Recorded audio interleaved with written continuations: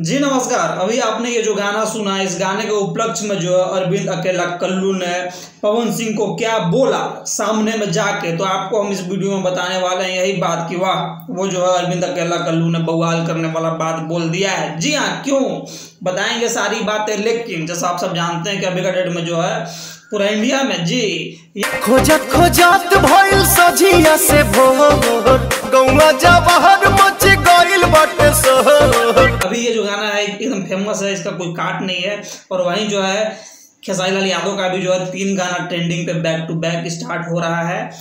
और इसी के उपलक्ष्य में जो है अरविंद अकेला कल्लू ने क्या कहा है, तो जी हाँ, जब पवन सिंह ने इंस्टाग्राम पे पोस्ट करके सबको जानकारी दिया, तो वहीं जो है कमेंट में अरविंद अकेला कल्लू ने आके बोला कि भैया कांग्रेचुलेसन। जी हाँ, तो ये जो है हैरान करने वाली बात है बिल्कुल।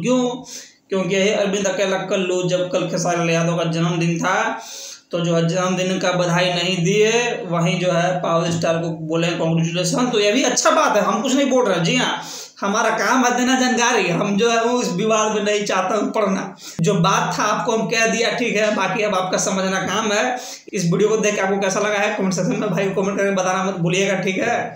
और भाई को लाइक शेयर सब्सक्राइब भी करके जाइएगा भोजपुरी का ऐसी जो है न्यूज़ अपडेट देखने के लिए, ठीक है। मिलते हैं।